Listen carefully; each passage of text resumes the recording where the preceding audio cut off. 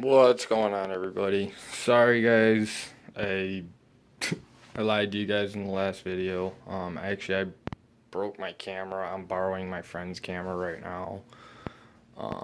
But yeah, so broke the last camera. I dropped the pulley right onto the camera. I had a really good view pointing straight up where you guys could see all the timing and everything. And yeah, I destroyed my camera. I already sent it back. They're actually gonna warranty it because it had a tough case on it, and the tough case didn't hold up to that pulley. So, but yeah, back to this. Here's the engine, guys. She's almost ready. As you can see, I mean, everything is meticulous on this car.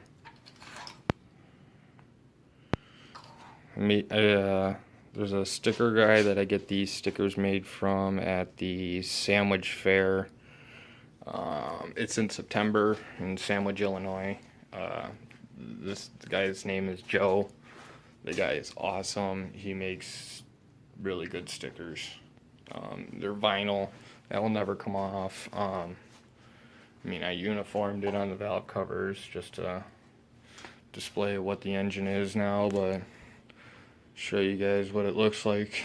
Let me pull the pulley off.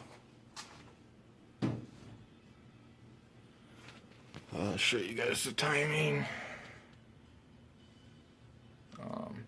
This stuff's pretty self-explanatory if you know how to work on an engine. I'm gonna do like a drawing of a video of what what it requires to do to put the timing marks in. If you can see these marks that I have, if you have the same engine, it's real easy to figure. Oh shit! It's real easy to mark the timing marks on the central chain pulley or chain sprockets. The dot on the main pulley is the center. That's going to be up. Then you have on the crank sprocket, you're going to have a dot here, and these are beveled. These are engraved, so you're not going to be able to do anything with them. You cannot mess up. So what you're going to do is I mark all these things, I paint them so that way I can't mess up myself or put it in the wrong spot. So you're going to go dead center on that link. It doesn't matter if you want to do the single color here and do the double color up there, or you could do the double color up there and the single down here. I did the double down here just because it's a lot easier to look under the pulley and get it centered up on the sprocket. Then you're going to have your chain on here. When you put this on, you're going to have to put these both on together. What I use to hold the chains together is fishing wire. You're going to wrap on the back sprockets. You have left and right. So the easy way to remember it is your center's up, your left is on your left, your right, opposite for the heads. So obviously this right is the timing mark for the right head. An easy way to remember how to figure out which head, if you don't remember, don't go by what you're standing at, go by what's marked on your head. You might need a wire brush to clean it off. That's why I marked this one green and this one yellow, because I want to know which side is which. So because the right side is green, I do an open dash. Because the left side is yellow, I do a straight dash. And then what you're going to do is I mark the sprocket all the way through, and then on the face of this one I mark 2 outs, and then the same line that I did for the left, so I know exactly where the tooth is. That's just so that way when you want to cycle your engine, that's why that pulley was on here. Actually, I did 5 full engine cycles, and then I reversed the engine 5 full engine cycles to see if everybody came back to their perfect spots, which they will as long as you go the same amount forward, go the same amount back. Your timing marks should always line up. If they don't, you fucked up. You didn't go back enough, or you went back too far. So you have to just keep going until you figure out where these marks are at. And that is able to define which side the chains go on, or how the chains are timed up to make sure the chains are timed correctly as well.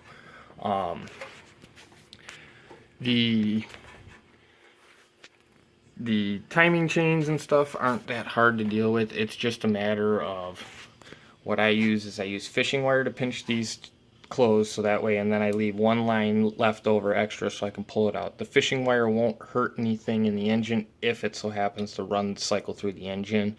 I've never had any problems with fishing wire getting stuck in the engine. Usually most of the time it will melt down. And then I tie a piece of string, I put a hoop, a looped string or a piece of wire tied to the other end of the chain, so that way I can tie it off. Actually, I don't even tie them off. I just take a heavy pair of vice grips, pinch it onto the line, and let the vice grips hang.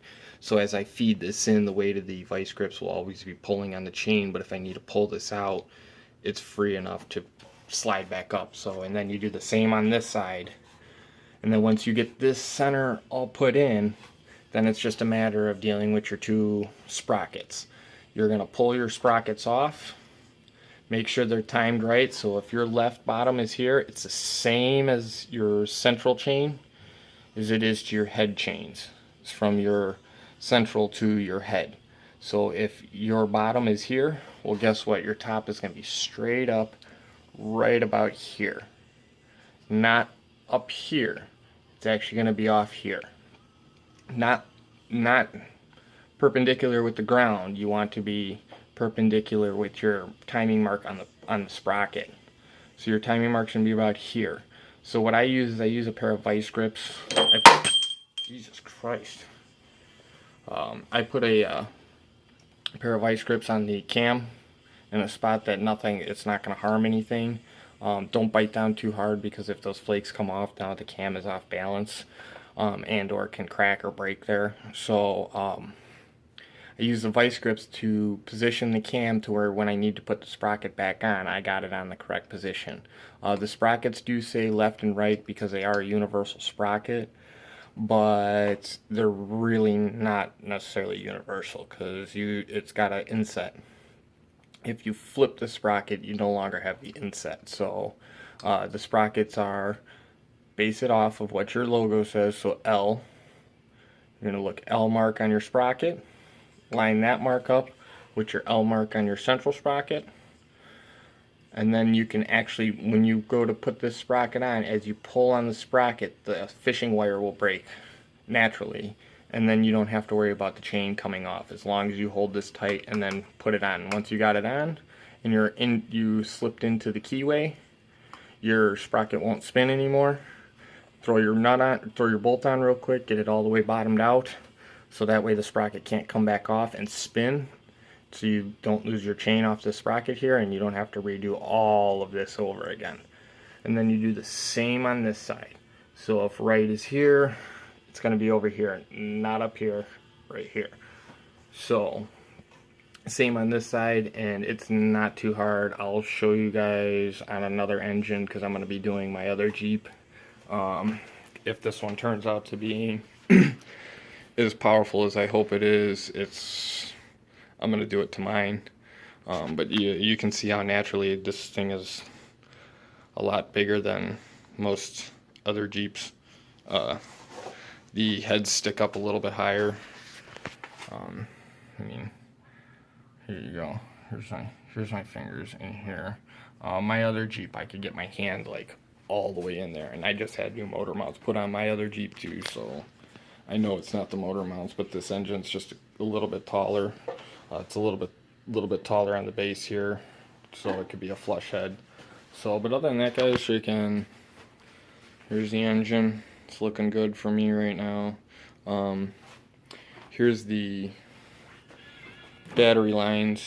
Here's the timing cover. I'm working on getting some of the other components put together before I go ahead and start bolting all the other parts on. So I want to actually get the fuel rail on, fuel injectors, fuel rail, coil, tighten the plugs down, put the coil packs in, put the throttle body in, run all the coolant lines, or get the battery harness installed with the starter, and then after the starter, it's just a matter of getting the last little doctored parts up in the back of the engine all put together. I need to get the bored out airbox. I'm going to put the bored out airbox in, and then it's a matter of I'm going to then put the timing cover on. Once the timing cover is back on, then I can go ahead and start putting in the radiator and getting everything back in, and then I get to fire this bad boy up. I still am in the midst of bypassing that fuel leak detection pump. So other than that, stay tuned guys, there'll be more on the Jeep here in just a little bit.